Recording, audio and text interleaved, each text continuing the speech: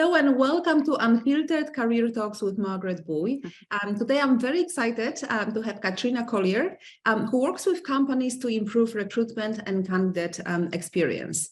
I will let Katrina to introduce herself, but the topic for today would be unrealistic expectations that companies have in the hiring process. And Katrina is the perfect person to discuss this. By the way, she's also an author of Robot Proof Recruiter, which is a fantastic book. I'm actually on chapter 6. I haven't finished yet, but it's obviously a great book. I have been in recruitment since 2005, so obviously I know a lot of this stuff, I'd like to say, but I still learn some new things, and honestly, it's so well written that if you're in talent acquisition, I would really recommend it. But anyway, Katrina, I will let you introduce yourself. I was going to go. I'm the author of the Robot Proof Recruiter, but you just did it for me. Thank you for that. You're welcome. No, honestly, it's a great book. It's a great book. So thank you. And I did donate my royalties to Hope for Justice charity. So thank you for your purchase. That means a lot to me. And it's good to hear, like, someone who's a seasoned recruiter is still learning from it. I get a lot of people say they feel re-inspired, which is good. Yes. But for anyone listening who's on the job search side, the candidate experience side, the book is all about encouraging recruiters to put the human first with technology supporting it. Feels a little bit of that around the other way at the moment. And I'm sure if you're job seeking, you know what I mean. I have been in the recruitment industry since 2003. I, of course, fell into it like everybody does. I've been agency, I've been in-house, I've been a trainer. And what I do now is I focus on the candidate experience. So what you as a job seeker go through in the hiring process, and recruitment, like just in general, just being better partners to hiring managers, which then goes into delivering that better experience. So I do a lot of design thinking workshops, and I have the incredible honor to sort of speak around the world, and I get involved in all sorts of stuff. I'm also writing another book. So you just come back from India, from Poland, and yes, from your hometown as well.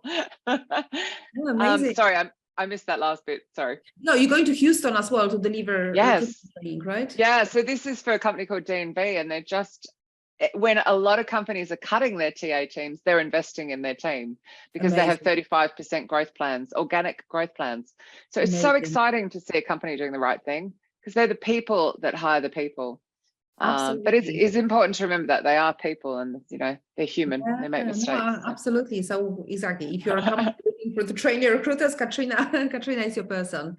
Okay, so moving on to today's topic. So I mean, firstly, what are some of these unrealistic? Now, just before I say, of course, job seekers also have unrealistic expectations, but that's not the topic of today. Today, the topic is unrealistic expectations companies have. So. Firstly, like, what are some of these expectations that companies really shouldn't have, but they do? I think it's the usual thing of, you know, a very long list of must-haves, or it's a must-haves. I mean, like, you know, they want them to have 20 skills and they have to have all of them, and you're just going, really? Like, you know, people learn these things. So there's sort of, sometimes there's too much focus on that, or it could be they expect candidates to go through a ridiculously long interview loop. So that could just be your screening and you're getting from 2nd to 3rd down to 9th and 10th, you know, and just, I mean, I see people push back and they won't even do it for, you know, the likes of Facebook and that. They just go, no, I'm just not doing it. So I feel it's things like that. It can also just be the attitude when it comes to the specific hiring manager, who perhaps is almost hostile. I'm not meaning it that way, but you know, that very old school thinking of, I'm here to interview you and you're a candidate and you should feel grateful I have a job, and this very old school thinking that just doesn't apply in 2023.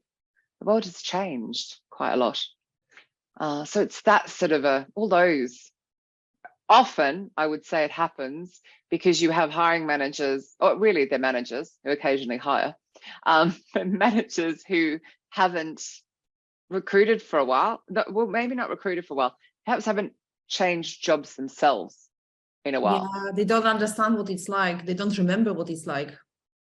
The hiring market, the whole thing, and I was actually telling the recruiters at D&B this last week, it is so different from just 5 to 10 years ago. You know, there are now 8 billion people. There are 5 billion people who are on the internet. Everyone can see all of the jobs, all of the comments, all of the everything. You can network to a job. You know, it doesn't have to be the traditional, I wait for a job to appear, I apply, I just feel like a number. And of course, I think that companies don't realize just how much is visible. Yeah. You know, we started talking because I was sharing some of the posts I see on Recruiting Hell on Reddit.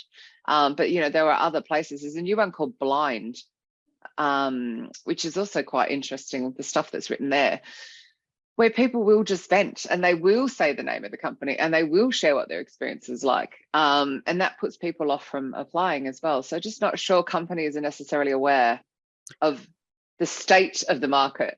And, you know, if someone has skills that are in short supply, they can be as picky as they like. Even now, even with layoffs in tech, they can still be as picky as they like. 100% just actually reminds me, I mean, I completely agree with everything you've said. I see it myself. I think something, I actually read a funny comment yesterday on the companies, it was actually on LinkedIn, like companies having expectations of, like, you know, for a Ferrari, but they're willing to pay for Kia. Yes, yes. Exactly. That would be one as well, with salary. Champagne taste, beer, like water income kind of thing. Yeah, I hear you. But also what you mentioned about, you know, companies always don't realize how harmful even one individual who's not been trained can be. So I worked for a company once, I'm not gonna mention, but it's a tech company. I was working there on a contract, and actually I really enjoyed the contract, just to clarify. But there was one hiring manager at a director level who he refused to attend the interview training that I was running, even though he was the one that actually needed it the most. And exactly what you were saying, like he had this approach that, well, you know, I have these jobs, so I need to like interrogate them, you know, to see if they have the skills. So he would go into the interview, literally interrogating them. There wouldn't be any niceties, nothing about the project. And again, he was looking, it was a contract role, well, actually permanent, but we couldn't find anyone for the salary he was looking to pay.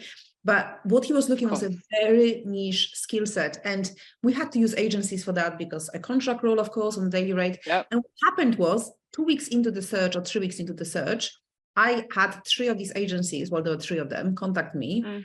They say, listen, we're getting such bad feedback from this specific hiring manager. The candidates, it got to the point that when I said, is this for this company? Is this for this hiring manager? They would actually mention his name. No, I'm not interested.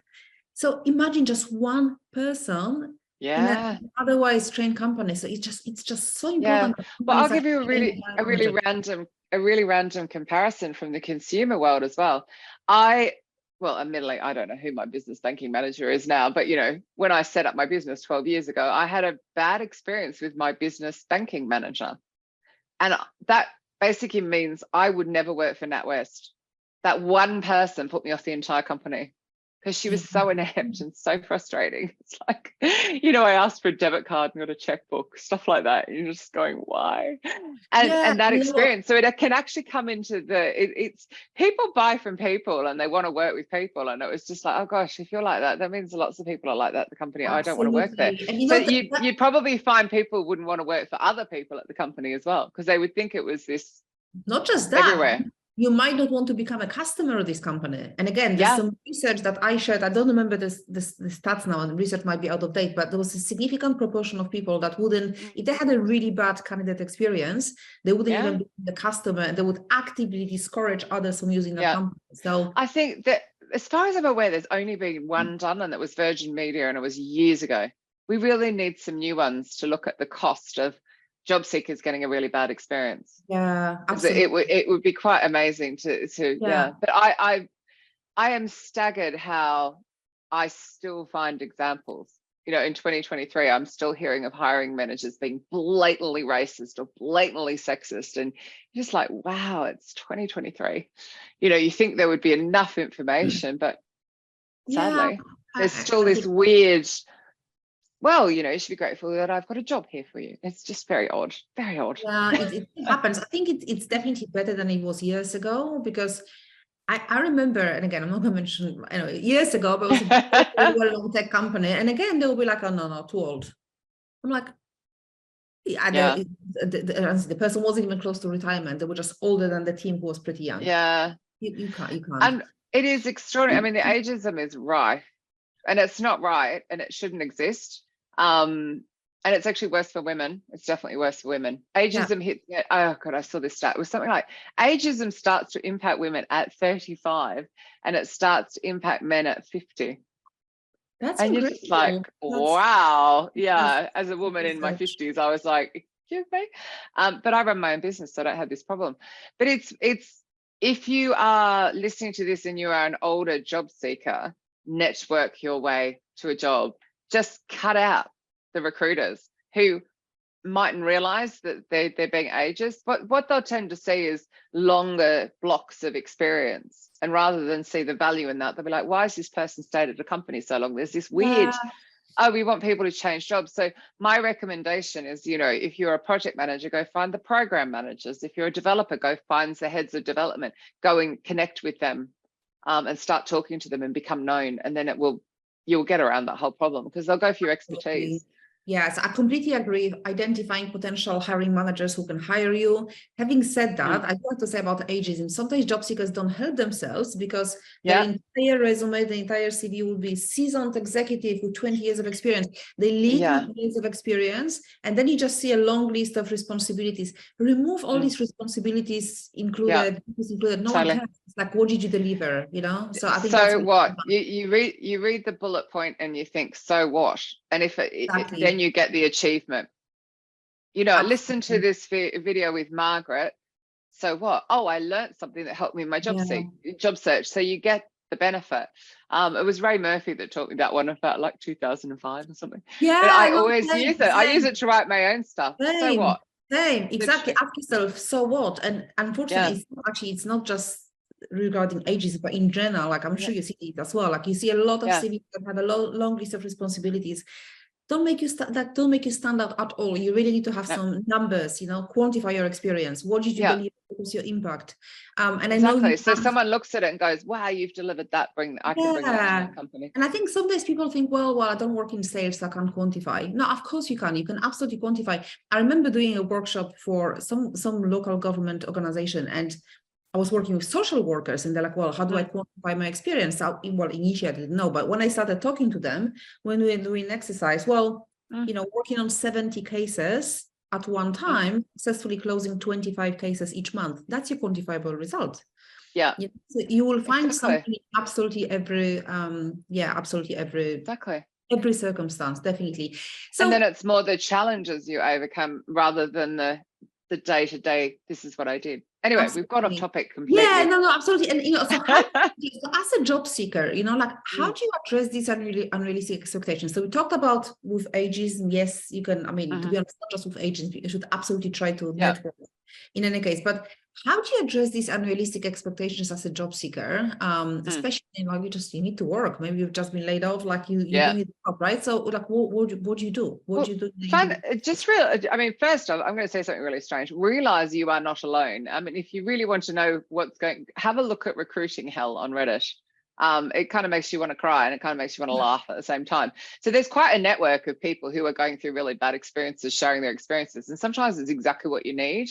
Like, oh God, I'm just facing this. What do you think? And they'll be like, yeah, walk away, red flag. So others can help you as well. But what you're looking for is you don't want to work for a blame culture. And to me, if they're asking you to interview 7, 8, 9, 10 times, they can't make a decision. So they have a blame culture.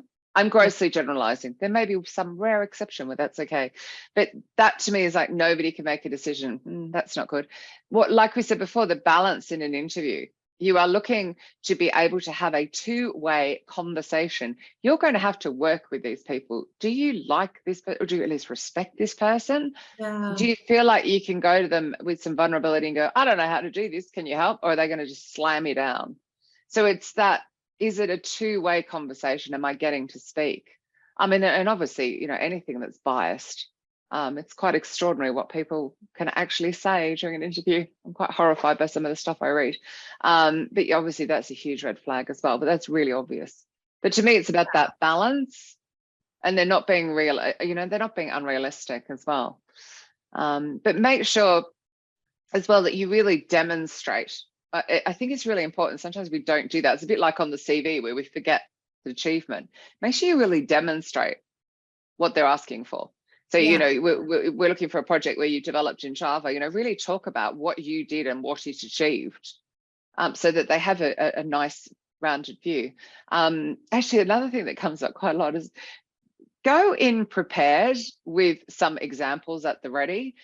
So I love the companies that will actually give you the interview questions in advance, because one, I think it creates equity, but it allows you to not do a memory test. you're ready with your examples, ready to go in the interview. So it's stuff like that. Like, don't be afraid to have some notes and some points down so you remember. Because the interviewer is doing the poker face start before they go conversational. And actually, that's what I tell people as well, because like people, well, can I have some notes? Well, you can't read from your notes. Clearly, you're not going to be doing that. But no harm having one piece of paper in front of you, just some numbers, and just glance down at it to remember the names, the dates. I mean, interview, of course, is a bit of a stressful situation. And you might not, if you have a lot of examples, especially the more senior you are, hopefully you will have more examples. No harm in having just one page of examples in front of you, so you can glance down at it, get a number, get a date, whatever is that you need to get. There's absolutely in the adrenaline rush that is an interview, you just don't know what you'll remember. So I totally agree with that. So ignore anybody who's telling you shouldn't do that. It shouldn't be a memory test. It should be right. This project, we know that the company is looking for this, so I'll write down a couple of examples so I'm ready to go. Like you said, in bullets, just enough to jog your memory of what it is they're looking for, rather than you sit there and go, because you can't remember. So that definitely applies to menopausal women. I'll just throw that out there. Absolutely. And, I would also add, I think that's honestly for anyone. I think people sometimes get really nervous, and it's good to have some notes. I would also say, like, I think people know that, but really remember, you're interviewing them as well. Like, you want to make sure you make the right decision, because I can't tell you how many interview coaching clients I've had, and they're like, well, later, they're like, why are you looking for a new job, right? They're looking and they're like, something is not working, but they were red flags and they ignore them. They ignore them. I mean, maybe it's not work, and you should never ignore red flags. You should never trust that little thing that goes off in your belly. It's below the video. I'm actually doing circles on my belly. That, that feeling that you get, that it just doesn't feel right. I always look at it this way. We're energetic beings and we vibrate at a certain energy level. So if you said to me, oh, Katrina, will you do this work? And I slump, the answer is no. Yeah. But if it makes me go, oh, I'd love to do that, or this interview is making me sit up, then even just that body posture of, oh God, does this feel heavy or does this feel light and exciting? Yeah. Even if you say no to the slump, then it's almost like the next thing that comes along is a higher vibration. It's this weird thing where we attract, we'll attract light, doesn't it? Agree. So trust that gut that's going, I'm slumping in my seat, I don't want to do this, and say no. Even if you like down to your last $20 and you're really deeply concerned, you will be miserable. I agree. And I think it's the same with like looking for a property. I remember when I walked into a flat and it was like, yes, immediate yes. But before, I've seen so many flats, what it's like looking for a place in London. And they were like, yeah, maybe I can make it work, but it wasn't that yes, and I think I saw the picture of this and knew I was going to buy it. So before I even walked in, you just know that I just literally saw the pictures and was like, oh my God, I'm going to buy this flat. Exactly. And I did. And you want that same feeling, I think, with the feeling. That's not to say that you're looking for a perfect job, because no job is perfect, no hiring manager is perfect. There will always be maybe something you would change, but that feeling, I think, it's important. Like, I think it's you respect them. That vulnerability. Am I seeing that? What keeps you working here, and what would you change in a heartbeat? You're looking for that openness and that vulnerability. This isn't the 1990s or the 2000s. You can see other jobs out there. There's always choice. So you're looking for someone who's an honest leader, like a really prepared to be vulnerable and prepared to be like, actually I would change this, but right now we don't have the staff. We can't do it right now. This is one of the reasons we're looking to hire. And ask them those, how do you see the role in 6 to 12 months? What are the plans for the role? That will also help you ascertain if they're filling the role forward or they're looking backwards. Yeah. Because sometimes they get that wrong as well. So that could be a great question to ask. Absolutely. I see my dog's joined the video. I can see that. No, just remember, a friend of mine was recently looking for an HRBP position. She had one company, and I'm not gonna mention the name. It's a well-known company associated with big tech. Well, it's tech as well. She had 10 interviews, if not 12. Didn't get the job. But why take someone through 10 interviews? And then she actually got 2 offers. One of them was an offer. She actually really liked everyone she met, so that was like a good feeling. However, she had some questions she needed to she needed some questions answered. She messaged the recruiter, firstly, like no response for 3 days. Everyone is like out of the office. So that was already a little bit weird. At an offer stage, she got an offer, right? So she's like, well, I really need to speak to the hiring manager just about a few questions. Yeah. And in the end, would you believe they still haven't come? They came back to her with a written offer, but they still haven't come back to her. All she wanted was 5 minutes with the hiring manager. That's a massive red flag. No, red flag, walk away. Yeah, walk, run.